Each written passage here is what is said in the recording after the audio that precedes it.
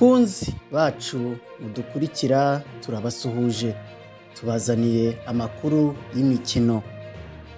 N'umukino ikipe ya Rayon Sport FC yari yakiriye ikipe ya Bugesera FC, ukaba wari umukino wabanjirije indi yose yo kuri uyu munsi, ukaba wabaye kuri uyu wa gatanu saa 12 kuri Kigali Pele Stadium.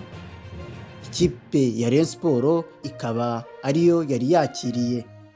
Mu bakinnyi 11 Rayon Sport habanjemo Tamale, haza Bugingo, Mitima, hakurikiraho Eric, Serumogo, Keve, Mvuyekure, Yosef, Ojela, Eseno hamwe na Rashidi. Naho ku ruhande rwa Bugesera habanjemo Patience, haza David, haza Murekengela, haza Dialud, haza na Kaneza, Pacifique, Leonard, Adams, Olivier, Elijah na Gilbert. Wari umukino umutoza Mohamed Wade yahisemo guha amahirwe abarimo Yusef wari umaze kwezi yarahagaritswe, mu gihe Rwatubyaye na Ruvumbu bo bari bafite amakarita 3 y'umuhondo atabemerera gukina.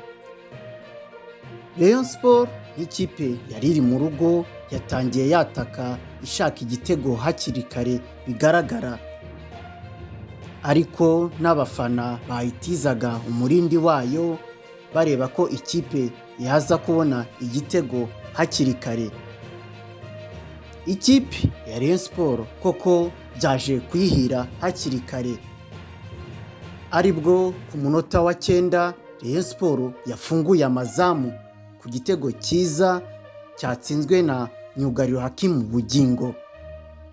Rayon Sport n'abafana baba stade barayititije bishimira igitego cya mbere bari babonye. Nkuko muri kubibona abakinnyi bari bishimye cyane bahoberana ku gitego cyiza bari bamaze gukorera, bari batsinze ikipe ya Bugesera hakiri kare rwose. Iki ni nacyo gitego cyasobanuye umukino wose, haba mu minota 90 isanzwe y'umukino. Umusifuzi yaje kongeraho iminota 5, ariko hagati aho ikipe ya Bugesera FC yabonye penalty mu gice cya mbere, ariko rutayizamu wayo Ani Elijah ayitera mu ntoki z'umunyezamu. Gutsinda kwa Rayon Sport byatumye ihita ifata umwanya wa 2 ku rutonde rwa shampiyona n'amanota 22, mu gihe umutoza mushya wa Bugesera Francis Harigingo imikino ibaye 2 adatsinda. Nkuko muri kubibona ikipe ya Bugesera rwose yaribonye penalty, abafana ba Rayon Sport bibaza ibintu byari bibamaze kubabaho, ariko umuzamu wa Rayon Sport yongeye kwerekana ko akomeye. Penalty ayikuramo mu buryo bworoheje rwose nta kibazo.